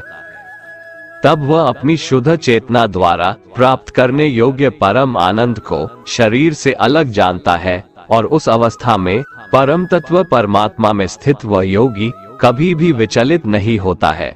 परमात्मा को प्राप्त करके वह योग में स्थित मनुष्य परम आनंद को प्राप्त होकर इससे अधिक अन्य कोई सुख नहीं मानता हुआ भारी से भारी दुख में भी विचलित नहीं होता है। मनुष्य को चाहिए कि दृढ़ विश्वास के साथ योग का अभ्यास करते हुए सभी सांसारिक संसर्ग से उत्पन्न दुखों से बिना विचलित हुए योग समाधि में स्थित रहकर कार्य करे। मनुष्य को चाहिए कि मन में उत्पन्न होने वाली सभी सांसारिक इच्छाओं को पूर्ण रूप से त्याग कर और मन द्वारा इंद्रियों के समूह को सभी ओर से अपने वश में रखे। मनुष्य को चाहिए कि मन को आत्मा में स्थित करके परमात्मा के चिंतन के अलावा अन्य किसी वस्तु का चिंतन न करे। मनुष्य को चाहिए कि स्वभाव से स्थिर न रहने वाला और सदा चंचल रहने वाला यह मन जहाँ जहाँ भी प्रकृति में जाए वहाँ वहाँ से खींचकर अपनी आत्मा में ही स्थिर करे। योग में स्थित मनुष्य का मन जब परमात्मा में एक ही भाव में स्थिर रहता है और जिसकी रज गुण से उत्पन्न होने वाली कामनाएं भली प्रकार से शांत हो चुकी है, ऐसा योगी सभी पाप कर्मों से मुक्त होकर परम आनंद को प्राप्त करता है।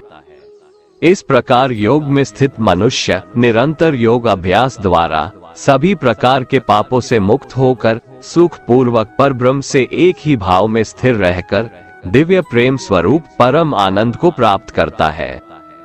योग में स्थित मनुष्य सभी प्राणियों में एक ही आत्मा का प्रसार देखता है और सभी प्राणियों को उस एक ही परमात्मा में स्थित देखता है। ऐसा योगी सभी को एक समान भाव से देखने वाला होता है। जो मनुष्य सभी प्राणियों में मुझ परमात्मा को ही देखता है और सभी प्राणियों को मुझ परमात्मा में ही देखता है, उसके लिए मैं कभी अदृश्य नहीं होता हूँ। और वह मेरे लिए कभी अदृश्य नहीं होता है। योग में स्थित जो मनुष्य सभी प्राणियों के हृदय में मुझको स्थित देखता है और भक्ति भाव में स्थित होकर मेरा ही स्मरण करता है, वह योगी सभी प्रकार से सदैव मुझ में ही स्थित रहता है। हे अर्जुन, योग में स्थित जो मनुष्य अपने ही समान सभी प्राणियों को देखता है, सभी प्राणियों के सुख और दुख को भी एक समान रूप से देखता है, उसी को परम पूर्ण योगी समझना चाहिए। अर्जुन ने कहा, हे मधुसूदन, ये योग की विधि जिसके द्वारा समत्व भाव दृष्टि मिलती है, जिसका कि आपके द्वारा वर्णन किया गया है, मन के चंचलता के कारण मैं इस स्थिति में स्वयं को अधिक समय तक स्थिर नहीं देखता हूँ। हे कृष्ण, क्योंकि यह मन निश्चय ही बड़ा चंचल है, बड़ा ही हठी तथा बलवान है, मुझे इस मन को वश में करना वायु को वश में करने के समान अत्यंत कठिन लगता है।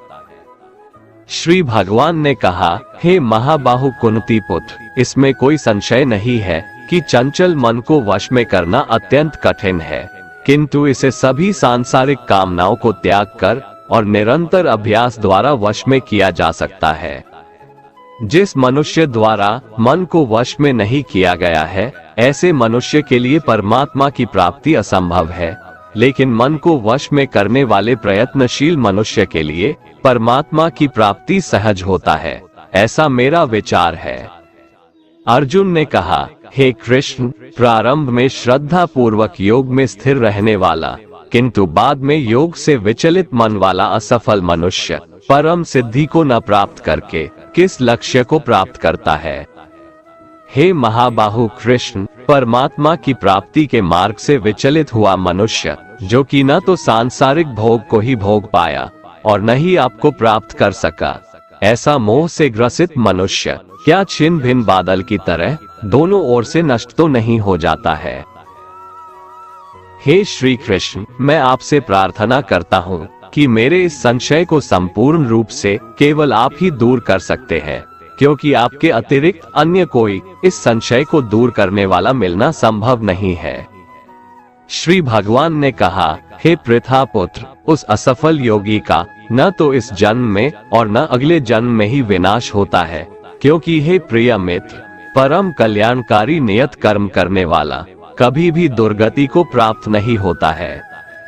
योग में असफल हुआ मनुष्य स्वर्ग आदि उत्तम लोकों को प्राप्त होकर उनमें अनेकों वर्षों तक जिन इच्छाओं के कारण योग भ्रष्ट हुआ था, उन इच्छाओं को भोग करके फिर संपन्न सदाचारी मनुष्यों के परिवार में जन्म लेता है, अथवा उत्तम लोकों में न जाकर स्थिर बुद्धि वाले विद्वान योगियों के परिवार में जन्म लेता है, किंतु इस संसार में इस प्रकार का जन्म निसंदेह अत्यंत दुर्लभ है।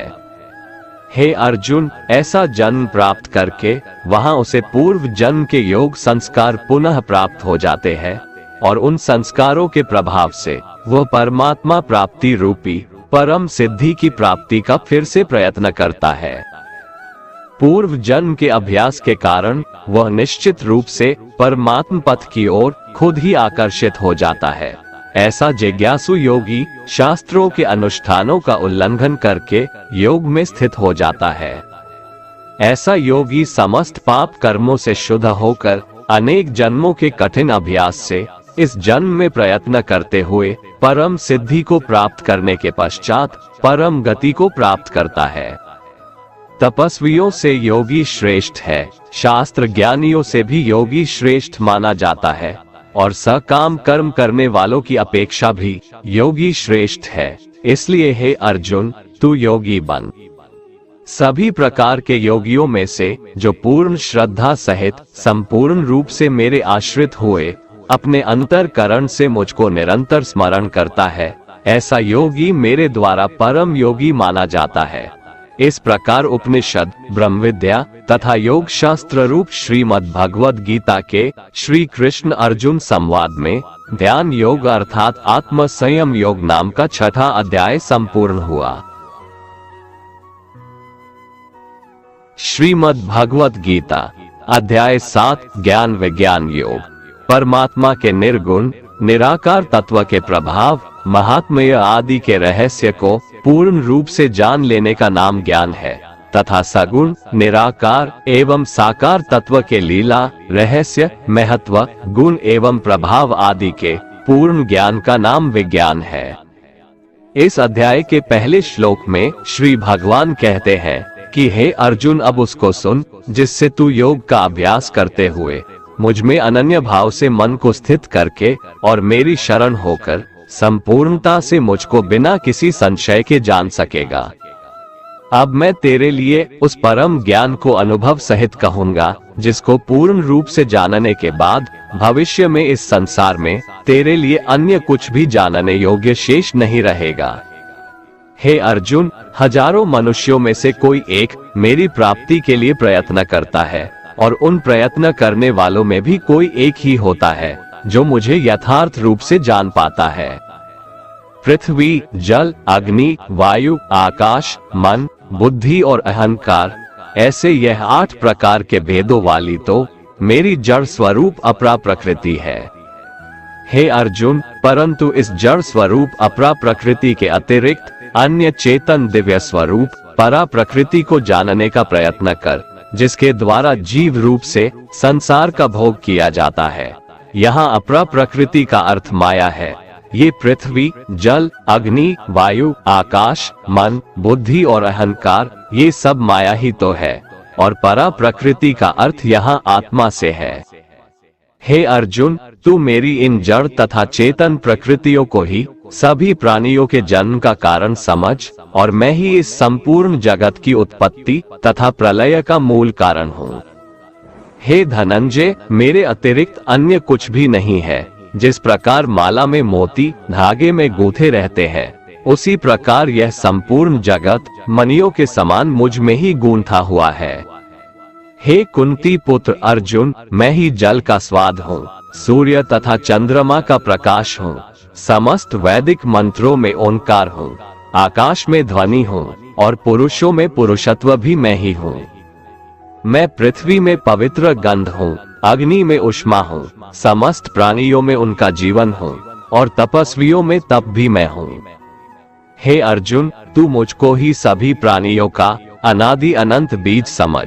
मैं बुद्धिमानों की बुद्धि और तेजस्वी मनुष्यों का तेज हूँ। मैं बलवानों का कामना रहित और आसक्ति रहित बल हूँ और सब प्राणियों में धर्मानुसार विषयी जीवन हूँ। प्रकृति के 3 गुण, सत्व गुण, रज गुण और तम गुण से उत्पन्न होने वाले भाव, उन सबको तू मुझसे उत्पन्न होने वाला समझ, परंतु प्रकृति के गुण मेरे अधीन रहते हैं, मैं उनके अधीन नहीं हूँ। प्रकृति के इन तीनों गुणों से उत्पन्न भावों द्वारा संसार के सभी जीव मोहग्रस्त रहते हैं, इस कारण वे मुझ परम अविनाशी को नहीं जान पाते हैं। हे अर्जुन, इन तीनों दिव्य गुणों से युक्त मेरी माया को पार कर पाना असंभव है, परंतु जो मनुष्य मेरे शरणागत हो जाते हैं, वो मेरी इस माया को आसानी से पार कर जाते हैं। मनुष्यों में अधर्मी और दुष्ट स्वभाव वाले मूर्ख लोग मेरी शरण ग्रहण नहीं करते हैं। ऐसे नास्तिक स्वभाव धारण करने वालों का ज्ञान मेरी माया द्वारा हर लिया जाता है। हे भरत श्रेष्ठ अर्जुन, उत्तम कर्म करने वाले, आर्त अर्थात दुख से निवृत्ति चाहने वाले, अर्थार्थी अर्थात धन संपदा चाहने वाले, जिज्ञासु अर्थात केवल मुझे जानने की इच्छा वाले, और ज्ञानी अर्थात मुझे ज्ञान सहित जानने वाले, ऐसे 4 प्रकार के भक्त मेरा स्मरण करते हैं। इनमें से वह ज्ञानी सर्वश्रेष्ठ है जो सदैव अनन्य भाव से मेरी शुद्ध भक्ति में स्थित रहता है, क्योंकि ऐसे ज्ञानी भक्त को मैं अत्यंत प्रिय होता हूँ और वो मुझे अत्यंत प्रिय होता है। यद्यपि ये चारों प्रकार के भक्त उदार हृदय वाले हैं, परंतु मेरे मत के अनुसार ज्ञानी भक्त तो साक्षात मेरा ही स्वरूप होता है, क्योंकि वह स्थिर मन बुद्धि वाला ज्ञानी भक्त मुझे अपना सर्वोच्च लक्ष्य जानकर मुझ में ही स्थित रहता है। अनेकों जन्मों के बाद अपने अंतिम जन्म में ज्ञानी मेरी शरण ग्रहण करता है। उसके लिए सभी के हृदय में स्थित सब कुछ मैं ही होता हूँ। ऐसा महात्मा अत्यंत दुर्लभ होता है। जिन मनुष्यों का ज्ञान सांसारिक कामनाओं के द्वारा नष्ट हो चुका है, वे लोग अपने अपने स्वभाव के अनुसार पूर्व जन्मों के अर्जित संस्कारों के कारण प्रकृति के नियमों के वश में होकर अन्य देवी देवताओं की शरण में जाते हैं। मनुष्य अपनी श्रद्धा के अनुसार जिस भी देवी देवताओं का पूजन करते हैं, मैं उसकी श्रद्धा को उन्हीं देवी देवताओं के प्रति स्थिर कर देता हूँ। वह भक्त सांसारिक सुख की कामनाओं से श्रद्धा से युक्त होकर उन देवी देवताओं की पूजा आराधना करते हैं और उसकी वह कामनाएं पूर्ण भी होती है, किंतु वास्तव में ये सभी इच्छाएं मेरे द्वारा ही पूरी की जाती है। परंतु उन अल्प बुद्धि वालों को प्राप्त वह फल क्षणिक होता है और भोगने के बाद समाप्त हो जाता है। देवताओं को पूजने वाले देवलोक को प्राप्त होते हैं, किंतु मेरे भक्त मेरे परम धाम को ही प्राप्त होते हैं। बुद्धिहीन मनुष्य मुझ अप्रकट परमात्मा को मनुष्य की तरह जन्म लेने वाला समझते हैं, इसलिए वह मेरे सर्वश्रेष्ठ अविनाशी स्वरूप के परम प्रभाव को नहीं समझ पाते हैं। मैं सभी के लिए प्रकट नहीं हूँ, क्योंकि मैं अपनी योग माया द्वारा आच्छादित रहता हूँ। इसलिए यह मूर्ख मनुष्य मुझ अविनाशी परमात्मा को नहीं समझ पाते हैं। हे अर्जुन, मैं भूत, वर्तमान और भविष्य के सभी प्राणियों को जानता हूँ, लेकिन वास्तविकता में मुझे कोई नहीं जानता। हे भरतवंशी, संसार में सभी प्राणी इच्छा, द्वेष आदि द्वंद्वों से उत्पन्न मोह के कारण जन्म लेकर पुनः मोह को प्राप्त होते हैं। परंतु जिस मनुष्य ने पूर्व जन्मों में और इस जन्म में पुण्य कर्म किए हैं तथा उसके सभी पाप पूर्ण रूप से नष्ट हो चुके हैं, वह दृढ़ संकल्प के साथ मेरी भक्ति करके मोह आदि सभी द्वंद्वों से मुक्त हो जाते हैं। जो मनुष्य मेरी शरण होकर वृद्धावस्था और मृत्यु से मुक्ति पाने की इच्छा करता है, ऐसे मनुष्य उस ब्रह्म को, परमात्मा को और उसके सभी कर्मों को पूरी तरह से जानते हैं। जो मनुष्य मुझे अधिभूत अर्थात संपूर्ण जगत का कर्ता, अधिदैव अर्थात संपूर्ण देवताओं का नियंत्रक तथा अधियज्ञ अर्थात संपूर्ण फलों का भोक्ता समझता है और जिसका मन निरंतर मुझ में स्थित रहता है, वह मनुष्य मृत्यु के समय में भी मुझे जानता है और मेरे परम धाम को प्राप्त होता है। दोस्तों, अगर आपको हमारा ये वीडियो पसंद आया तो कमेंट में जय श्री राधे कृष्ण लिखें और ऐसे ही प्रेरणादायक वीडियो देखने के लिए हमारे चैनल को सब्सक्राइब कर ले। जय श्री राधे कृष्ण।